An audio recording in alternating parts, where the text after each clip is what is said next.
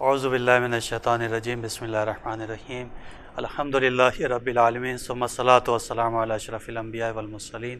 اللہم صلی علی محمد وآل محمد وعجل فرجهم۔ معزز ناظرین، السلام علیکم ورحمۃ اللہ وبرکاتہ۔ آپ کا اپنا میزبان سید عطا عباس آپ کے اپنے پروگرام حسینی پروانے میں استقبال کرتے ہیں۔ جیسا کہ آپ کو معلوم ہے، اس پروگرام کا اصلی ہدف اور مقصد شہدائے کربلا کی عظمت اور ان کی زندگی سے متعلق بہت سی باتیں کہ جن کو آپ تک کے پہنچانے کے لیے ہمارے ساتھ وابستہ ہیں حجت الاسلام والمسلمین عالی جناب مولانا مصطفیٰ علی خان ادیب الہندی صاحب قبلہ و کعبہ۔ السلام علیکم۔ وعلیکم السلام ورحمۃ اللہ۔ اور جیسا کہ پچھلے کئی ایپیسوڈ سے شہدائے کربلا کی عظمت اور ان کی فضیلت کے بارے میں گفتگو چل رہی ہے، لہذا آج کے ایپیسوڈ میں آپ کس شہدائے کربلا کی عظمت اور فضیلت کو ناظرین تک کے بیان کرنا چاہیں گے؟ اعوذ باللہ من الشیطان الرجیم، بسم اللہ الرحمن الرحیم، الحمدللہ رب العالمین، وصلی اللہ علی سیدنا محمد وآلہ الطیبین الطاہرین۔ واقعہ کربلا میں اور روز عاشورہ جو شہداء امام حسین علیہ السلام کی رکاب میں جنگ کرتے ہوئے شہید ہوئے، ان میں بہت ایسے تھے کہ جو ایک ہی خاندان سے یا ایک ہی قبیلے سے تھے، یا مثلا باپ بھی ہے اور بیٹا بھی موجود ہے، یا دو بھائی ہیں۔ اس طرح کے افراد بھی ہمیں بہت ملتے ہیں۔ اور اسی طرح کے دو بھائی جن کا ذکر آج ہم مقدم کر رہے ہیں، ان میں سے ایک ہیں عبداللہ بن یزید بن سبیت قیسی۔ یہ امام حسین کے اصحاب میں سے ہیں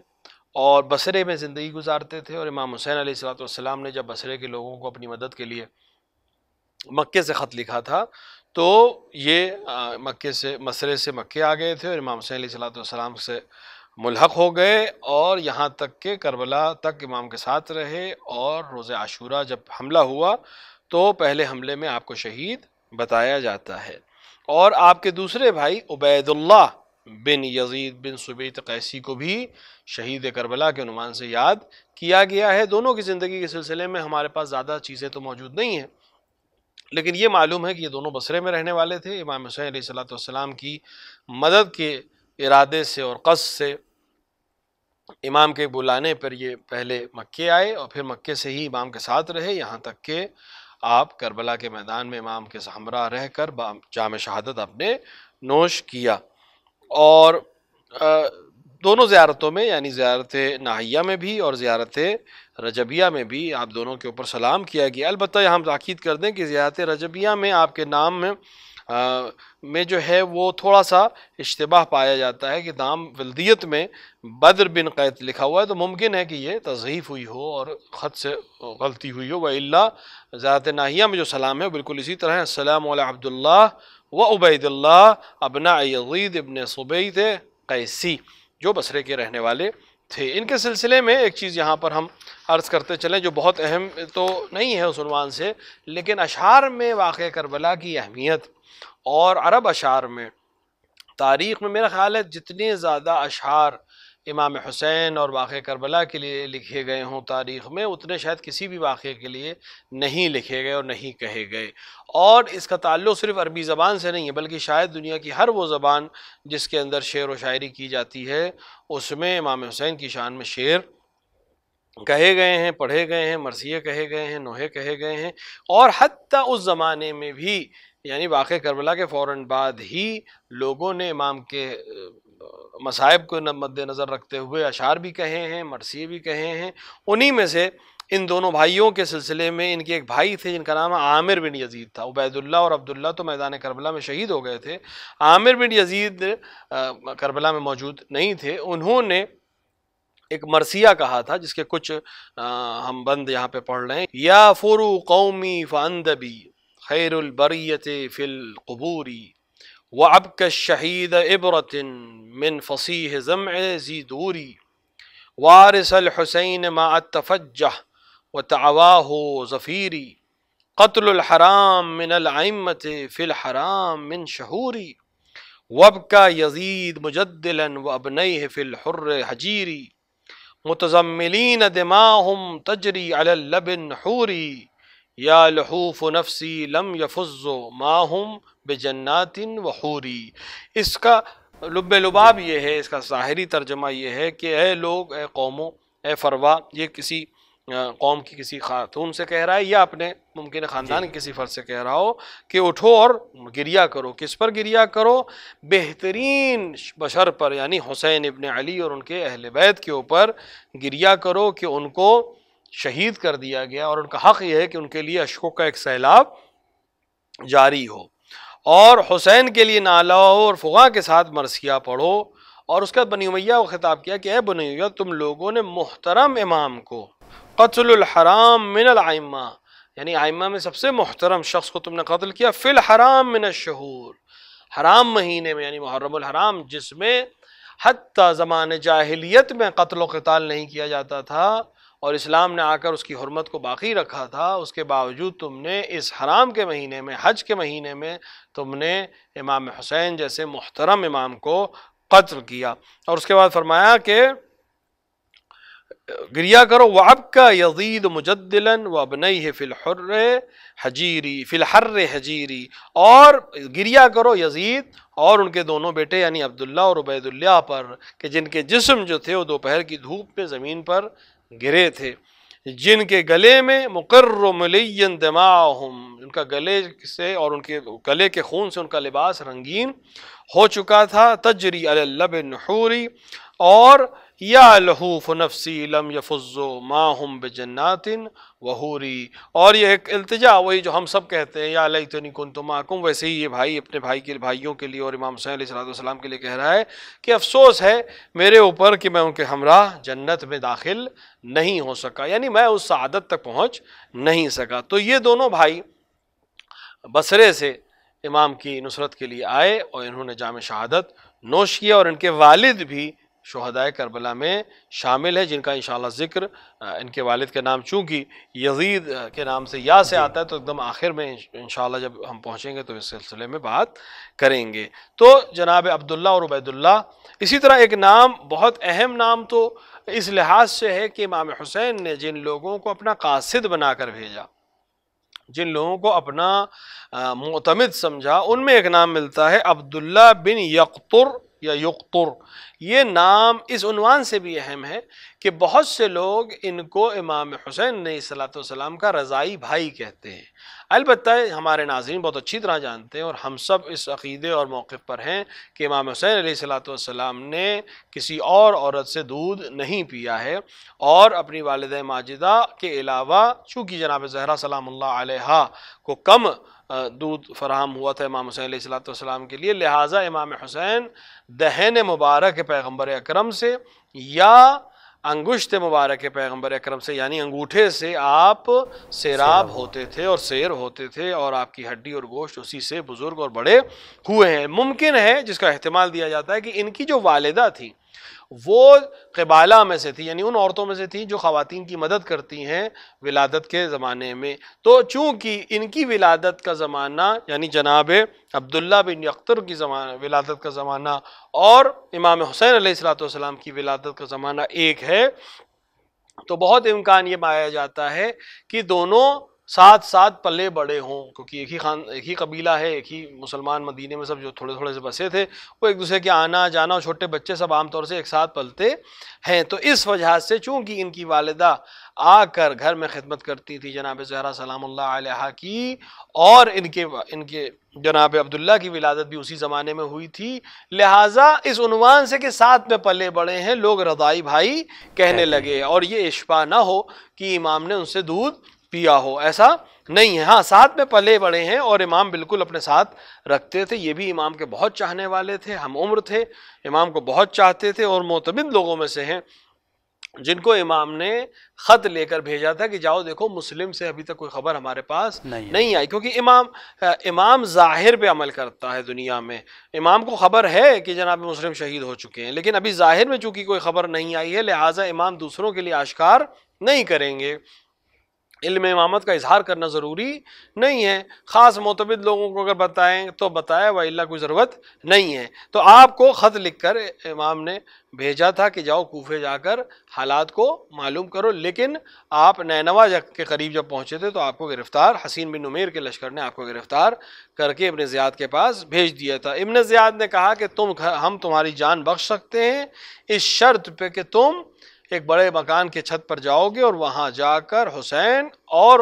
حسین کے والد یعنی امیر المومنین کو برا بھلا کہو گے۔ انہوں نے سر ہلا دیا، اور اس کے بعد جب ان کو بلند عمارت پر لے جایا گیا تو وہاں پہنچ کر انہوں نے لوگوں کو خطاب کیا کہ اے لوگوں، فرزند زہرا امام حسین علیہ السلام فرزند امیر المومنین کی طرف سے میں تمہارے لیے پیغام لے کر آیا ہوں،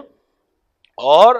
تم لوگ ان کی نصرت کرو، ان کی مدد کرو، وہ تمہاری جانب آ رہے ہیں، اور میں برات کرتا ہوں ابن زیاد سے، اور برات کرتا ہوں بنی امیہ سے، اور ان لوگوں کا ساتھ نہ دو اور ان لوگوں کا طرفدار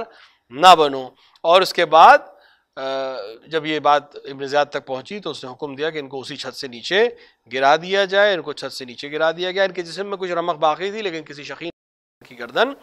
سر سے الگ، ان کے سر کو جسم سے الگ کر دیا، اور بعد میں یہ کہتا اور سنائی دیا کہ میں نے ایسا اس لیے کیا تاکہ ان کی تکلیف کچھ کم ہو جائے، کیونکہ جسم کی ایک ایک ہڈی توڑی جا چکی تھی۔ تو کربلا کے میدان میں تو شہید نہیں ہوئے ہیں،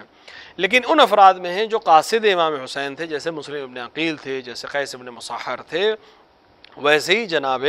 عبداللہ کے لیے بھی ملتا ہے کہ آپ امام حسین کا پیغام لے کر گئے تھے۔ ایک اور روایت اس طرح سے کہتی ہے کہ ایک خط ان کے پاس تھا جو انہوں نے امام حسین کو لکھا تھا، لیکن جب آپ کو قتل کر دیا گیا اور گرفتار کر دیا گیا تو یہ خط ابن زیاد تک کسی نے پہنچایا۔ ظاہراً یہ زندان میں ہی انہوں نے خط لکھا تھا اور کوفے کے حالات کے سلسلے میں آگاہ کیا تھا، اور وہ خط جب ابن زیاد تک پہنچا تو ابن زیاد نے حکم دیا کہ ان کو گھر کسی عمارت کی چھت پہ لے جا کر نیچے پھینک دیا جائے۔ تو اس طرح کے ظلم و جور کے ذریعے سے بنی امیہ نے کوشش یہ کی کہ حسین ابن علی کے ساتھیوں کو قتل کیا جائے، حق کی آواز کو دبایا جائے، لیکن بنی امیہ نے بھی دیکھا اور پوری دنیا نے دیکھا کہ حق اس طرح کے ظلم سہ لیتا ہے لیکن ختم نہیں ہوتا ہے، اور آخر آج بھی 1300 سال گزرنے کے بعد بھی حسین ابن علی آج بھی آزاد انسانوں کے امام ہیں، آزاد لوگوں کے امام ہیں، دنیا کے لیے ایک نمونہ عمل ہیں، اور اصحاب حسین علیہم السلام آج بھی دنیا کے لیے نمونہ عمل ہیں۔ بے شک، جزاک اللہ۔ نام حسین کل بھی زندہ تھا، آج بھی زندہ ہے اور آئندہ بھی زندہ رہے گا۔ جس طرف آپ نے اشارہ کیا کہ جتنے بھی اصحاب تھے کہ جو لوگ امام حسین علیہ السلام کی معرفت رکھتے تھے، لہٰذا وہ وابستہ تھے امام سے اور اپنی قربانی کے لیے وہ پیچھے نہیں ہٹے، لہٰذا موت کا یہاں کے اوپر تذکرہ ہے۔ تو اب سوال یہاں کے اوپر آ گیا یہ کہ موت ہے کیا چیز، فلسفہ موت کیا ہے؟ یعنی روح کا جسم سے نکل جانا اسے موت کہتے ہیں، یا واقعاً راہ خدا میں اگر جو قربانی پیش کی جاتی ہے اس کی اہمیت اور فضیلت زیادہ ہے؟ دیکھیے، موت اصل میں ایک سلسلہ ہے، اور انسانی زندگی جو خداوند عالم نے انسان کو یہ زندگی عطا فرمائی ہے، اس کا ایک مرحلہ آپ کہہ سکتے ہیں جسے ہم اور اپنی اصطلاح میں موت کہہ دیتے ہیں۔ وَإِلَّا ہمارے علماء نے، ہمارے ائمہ علیہ السلام نے اس کو ارتقال یا ارتحال کے لفظ سے زیادہ بہتر ذکر کیا ہے۔ اس کی وجہ یہ ہے کہ موت کے معنی تقریباً ختم ہونے کے ہوتے ہیں، در حالانکہ یہ زندگی موت سے ختم نہیں ہوتی۔ ممکن ہے جسم کا سفر ختم ہو جائے لیکن روح کا سفر ابھی باقی رہتا ہے، اسی لیے اس کو انتقال یا ارتحال کہتے ہیں، یعنی رحلہ یعنی سفر، انتقال یعنی ایک مکان سے دوسری مکان کی طرف سفر کرنا۔ تو ہماری اصطلاح انتقال کی اس لیے ہے کہ اب اس جسمانی دنیا سے، عملی دنیا سے انسان منتقل ہو جاتا ہے اس ابدی دنیا کی طرف جہاں حساب و کتاب ہے اور جہاں اس کے ایک عمل کی جزا اور سزا اس کو دی جائے گی۔ یا ارتحال بھی کہہ سکتے ہیں کہ رحلہ ہے، ایک سفر ہے۔ اب تک بدن کے ساتھ روح سفر کر رہی تھی، اب بغیر بدن کے ایک روح سفر کرے گی، یہاں تک کہ وہ منزل جو قیامت کی منزل ہے اس تک وہ پہنچ جائے۔ ان دونوں صورتوں میں چاہے انسان اس کو رحلہ مانے چاہے اس کو انتقال مانے، اس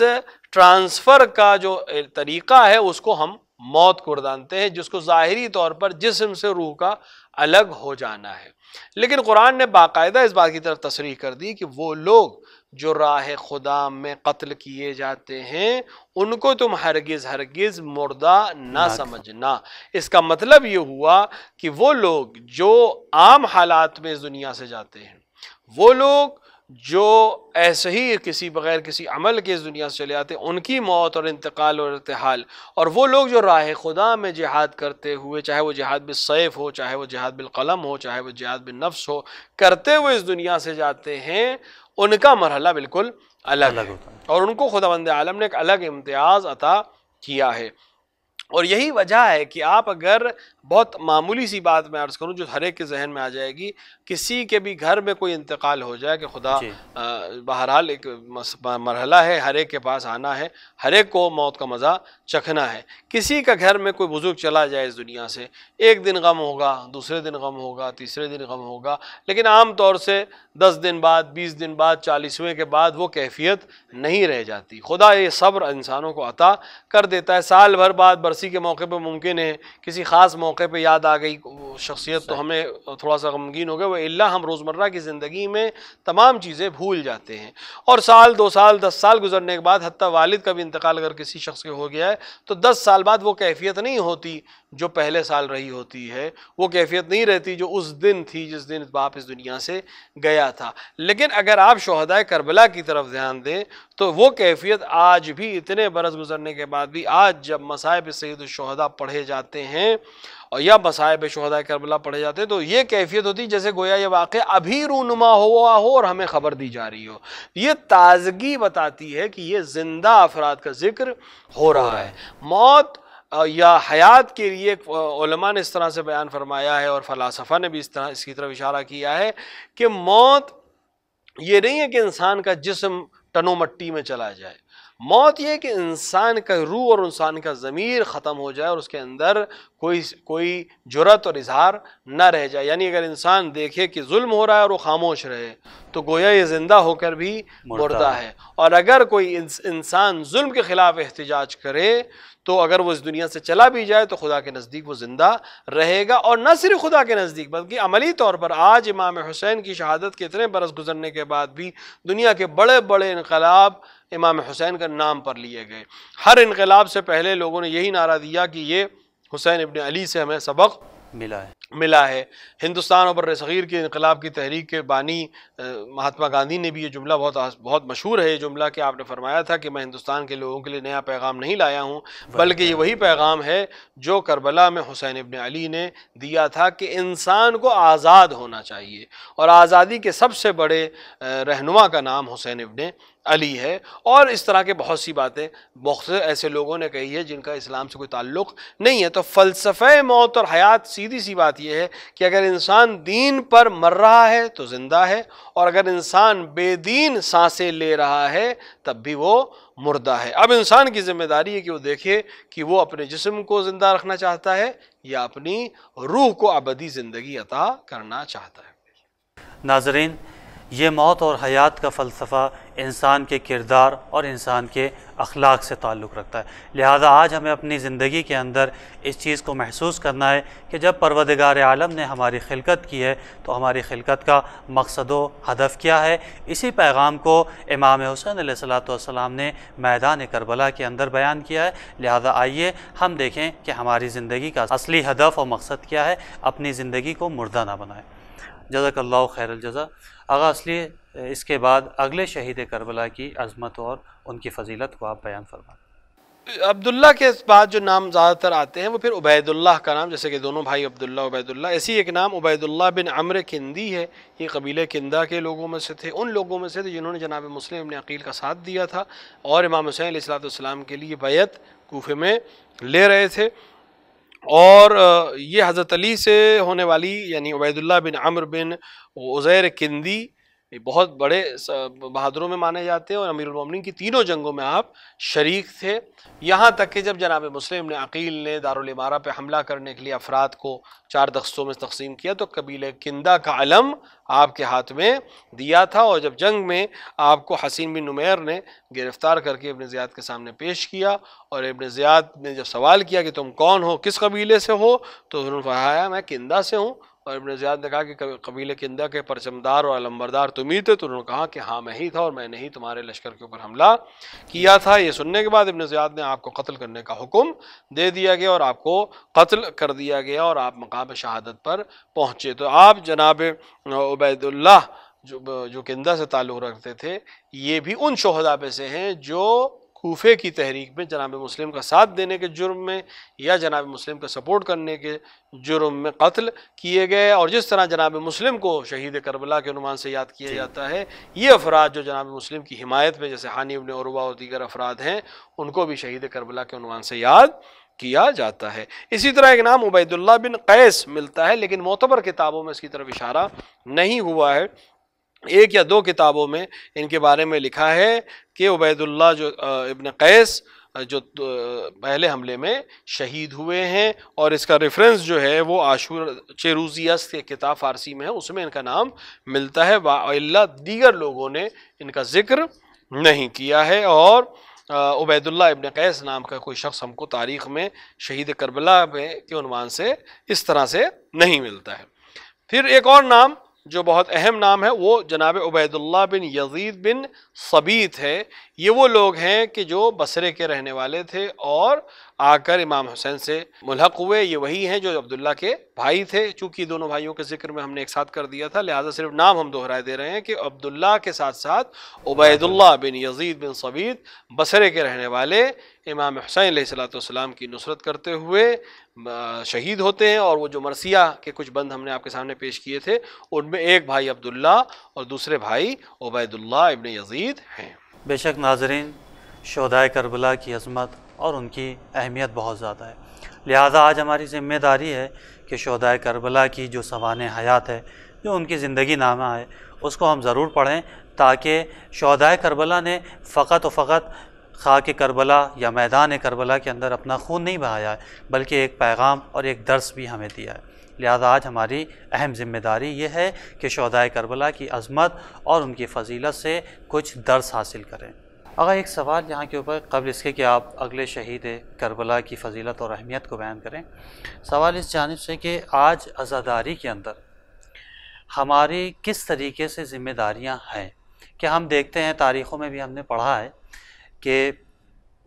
ذاکرین بھی اس جانب اشارہ کرتے ہیں کہ جب ذکر آل محمد علیہ السلام ہوتا ہے تو شہزادی تشریف لاتی ہیں، لیکن آج ان چیزوں کی طرف کہ جب شہزادی خود موجود ہیں تو ذاکرین کی جو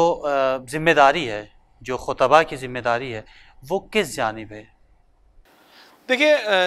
جہاں تک عزائے سید الشہداء علیہ السلام کے سلسلہ ہے، وہاں تین طرح کی ذمہ داریاں تین الگ الگ لوگوں پر ہوتی ہیں۔ پہلی ذمہ داری بانی مجلس کی ہے جو مجلس کو برپا کرتا ہے، اور ایک ذمہ داری اس شخص کی ہے جو ذاکر مجلس ہے، یعنی جو مجلس کو خطاب کرتا ہے، اور ایک ذمہ داری سامعین کی ہے جو مجلس کو سنتے ہیں۔ ایسا نہیں ہے کہ صرف ایک شخص کی ذمہ داری ہے، سب کی ذمہ داری ہے، اور سب کے اپنے اپنا ایک مرحلہ جس سے اسے گزرنا ہے۔ جو بانی مجلس ہے اس کو یہ سمجھ لینا چاہیے کہ مجلس اس کی نہیں ہے، بلکہ اصل وارث زندہ ہے۔ اس کو یہ اجازت وارث کی طرف سے عطا ہوئی ہے، یا توفیق کہہ سکتے ہیں آپ، یا ایک عطا و بخشش کہہ سکتے ہیں، کہ اس نے اجازت دی ہے کہ میری غیبت کے زمانے میں یا میری خوشی کے لیے تم اپنے گھر میں بھی میرے جد کی مجلس کر سکتے ہو۔ لہٰذا بانی مجلس کو یہ خیال رکھنا چاہیے کہ ہم کسی اور کی امانت ہے جس کو ہمارے سپرد کیا گیا ہے، لہٰذا انتظام کرتے وقت، اہتمام کرتے وقت یہ ذہن میں نہ آئے کہ میری مجلس اور میرا گھر اور میرا حسینیہ اور میرا فرش عزا، اس طرح نہیں، بلکہ امام کی مجلس ہے جو امام کی طرف سے برپا ہو رہی ہے، میں ایک خادم کی حیثیت سے اس مکان میں اس کو برپا کرنے کے ذمہ دار کی حیثیت سے موجود ہوں۔ تو پھر ہر عمل کرتے وقت یہ خیال رکھنا چاہیے کہ یہ عمل امام کی پسند کا ہے یا نہیں، میں تورک ایسا لوں جو امام کی پسند کا ہو، میں فرش اس طرح بچھاؤں جو امام کی پسند کا ہے، میں لوگوں کو دعوت اس طرح سے دوں جو امام کی پسند کی دعوت ہو، میں لوگوں کا استقبال اس طرح کروں جو امام کی پسند کا ہے۔ اور اس طرح سے تمام مراحل جو ایک دعوت کرنے والے کے ہوتے ہیں وہ ایک انسان کو عطا اس طرح سے نبھانے چاہیے جس طرح سے ایک امام اس سے پسند کرتا کہ تم انجام دو۔ بہت بہت شکریہ آغا، چونکہ وقت میں گنجائش نہیں ہے، لہٰذا اسی بات کو اگلے ایپیسوڈ میں آپ کی خدمت میں حاضر ہوں گے کہ عزاداری کی ذمہ داری اور ہماری ذمہ داری اور اہمیت عزاداری کی کیا ہے۔ ناظرین، انشاءاللہ امید ہے کہ یہ سلسلہ آپ کے لیے مفید ثابت ہوگا، لہذا اس پروگرام کا اصلی ہدف و مقصد شہدائے کربلا کی عظمت اور فضیلت کے ساتھ ساتھ ان شہداء کی جانب سے جو ہمیں پیغامات دیے گئے ہیں وہ بھی آپ تک کے منتقل کرنے کے لیے ہمارے ساتھ وابستہ رہیں گے۔ حجت الاسلام والمسلمین علی جناب مولانا مصطفیٰ علی خان ادیب الہندی صاحب قبلہ و کعبہ۔ لہذا آپ سے یہ درخواست ہے اور التماس ہے کہ نیچے دیے گئے ہوئے نمبرز کے اوپر اپنے رائے اور مشورے کے ذریعے سے ہمیں ضرور نوازیں، اس پروگرام کو خود بھی دیکھیں اور دوسروں تک کے منتقل کریں۔ والسلام السلام علیکم ورحمۃ اللہ وبرکاتہ۔ آئیے مل کر اپنے وقت کے امام کی ظہور کی دعا کرتے ہیں۔ بسم اللہ الرحمن الرحیم۔ اللہم عجل لولیک الفرج۔